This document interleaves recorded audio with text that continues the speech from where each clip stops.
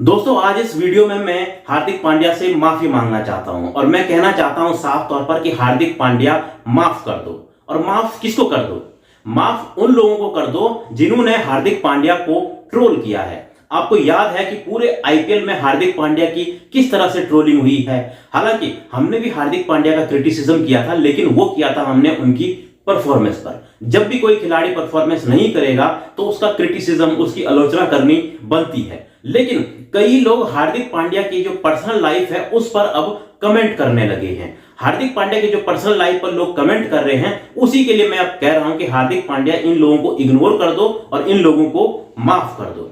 अब दरअसल हार्दिक पांड्या ने जब आईपीएल में परफॉर्म नहीं किया, तो जब आखिरी दौर चल रहा था आईपीएल का, तो उस दौरान खबरें आई कि हार्दिक पांड्या का जो है उनकी वाइफ के साथ जो है डिवोर्स हो रहा है। और जो ये भी खबरें आई कि भाई प्रॉपर्टी का इतना परसेंट उनको अपनी वाइफ को देना पड़ेगा। लेकिन जैसे ही वर्ल्ड कप शुरू हुआ, वैसे ही एकदम से हार्दिक पांड्या जो है वो फॉर्म में नजर आए। वहां पर उन्होंने परफॉर्म भी किया। खासतौर पर जो फाइनल मैच में आपने देखा कि किस तरह से उन्होंने खतरनाक क्लासन को आउट करके मैच का पासा ही पलट दिया था। और हार्दिक पांड्या वर्ल्ड कप के बाद एक बार फिर से हीरो बनकर सामने आए।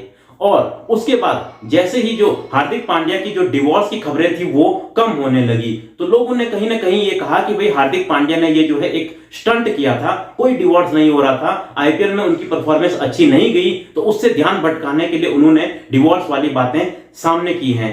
और लोग जो है सोशल मीडिया पर हार्दिक और उनकी जो वाइफ थी नताशा, उनकी जो है फोटो शेयर कर रहे थे कि भाई ये लोग तो इकट्ठे हैं। लेकिन हो सकता है कि हार्दिक पांड्या ने अपने रिश्ते को बचाने की कोशिश की हो और वो कोशिश में अब कामयाब नहीं हुए हैं, क्योंकि अब ऑफिशियली हो गया है कि वो अब अलग अलग हो रहे हैं, डिवोर्स ले रहे हैं। हार्दिक पांड्या ने भी अब इसका अनाउंसमेंट कहीं ना कहीं कर दिया है। और जैसे ही श्रीलंका के साथ जो स्क्वाड है उसका अनाउंसमेंट होना था, तो हार्दिक पांड्या ने अचानक उससे अपना नाम वापस ले लिया पर्सनल रीजन की वजह से। और पर्सनल रीजन यही थे कि उनके डिवोर्स का मामला चल रहा था, कहीं ना कहीं वो उसको हल करके उसके बाद आगे बढ़ना चाहते थे। लेकिन लोगों ने कहीं ना कहीं ये कहा कि भाई हार्दिक पांड्या फिर से वही हरकतें करने लगे हैं कि जब बायलैटरल सीरीज आती हैं दो देशों के बीच की, तो वो वहां खेलते नहीं हैं और सिर्फ बड़े टूर्नामेंट खेलते हैं, world cup, champion trophy, IPL जैसे। लेकिन हार्दिक पांड्या की जो लाइफ है शायद उसमें उथल पुथल चल रही है, और इस तरह की बातें, पर्सनल कमेंट जो है किसी भी खिलाड़ी पर नहीं करने चाहिए। और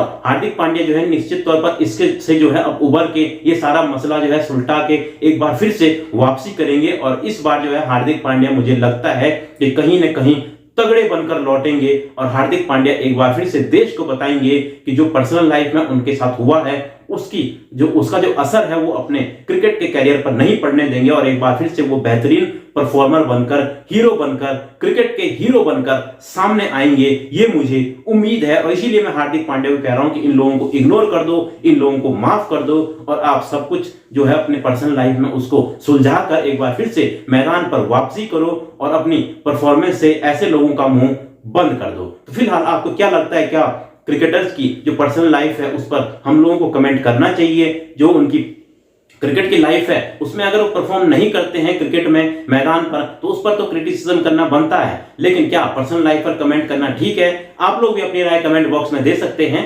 मिलता हूं मैं आपको एक और ऐसी ही वीडियो में।